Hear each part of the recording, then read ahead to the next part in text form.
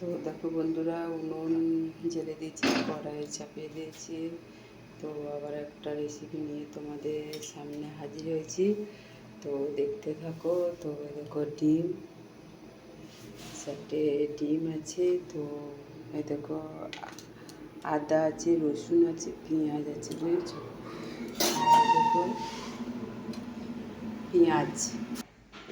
তো দেখো বন্ধুরা, ডিম ছাড়ানো হয়ে গেছে। আমি কড়াইয়ে তেলও দিয়ে দিয়েছি। তো তোমরা দেখতে থাকো আমি কীভাবে রেসিপিটা বানাচ্ছি। ডিম অবশ্যই দেখতে পাবে। আর একটু হলুদ দিয়ে দিলাম ডিমের সঙ্গে, বুঝতে পারে? দেখো ওটা হলুদ দিয়ে দিলে কী হবে বলো তো, একটা ডিমের কালারটা একটা চলে আসে। দেখো ডিমের কালার।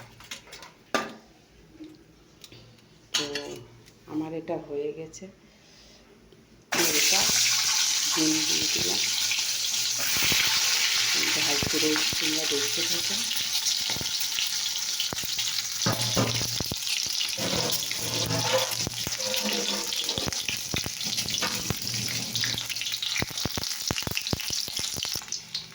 দেখো উল্টাচ্ছি,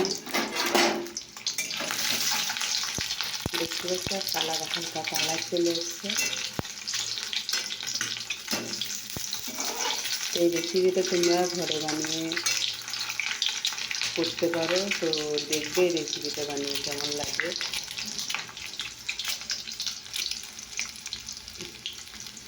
তো তোমরা দেখতে থাকো। তো দেখো তেল হয়ে গেছে, একটা তেজপাতা দিয়ে দিলাম। এবারে দিয়ে আস্তে আস্তে পিছনে দিয়েছি, পরে দিয়েছি না।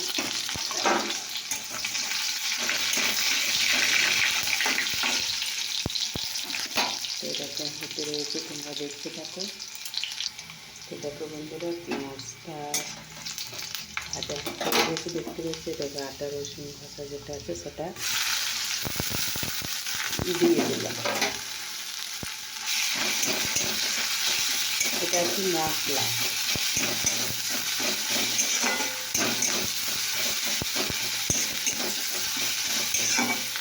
এটা কিন্তু হতে রয়েছে। পরিমাণ মতো একটু হলুদ দিয়ে দিলাম, আর আমার মতো করে একটু আমি নুন দিয়ে দিই। যদি তোমরা তোমার মতো করে দিতে পারো।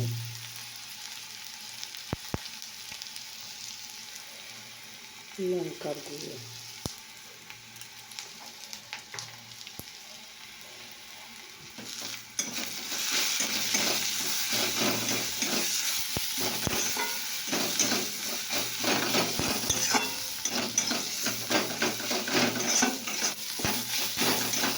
কষা হচ্ছে মশলাটা।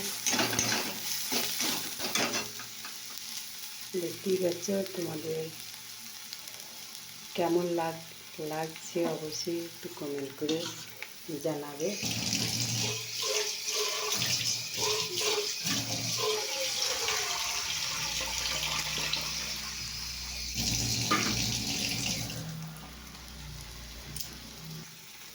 দেখুন মশলাটা কষা দিয়ে দিলাম।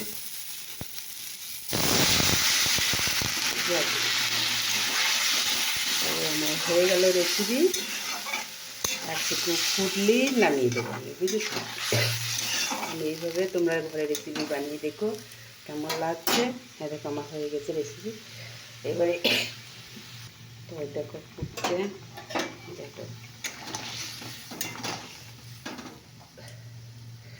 মানে একটুকু ফুটলেই আমি নামিয়ে দেবো। তো কেমন লাগলো রেসিপিটা অবশ্যই কমেন্ট করে জানাবো।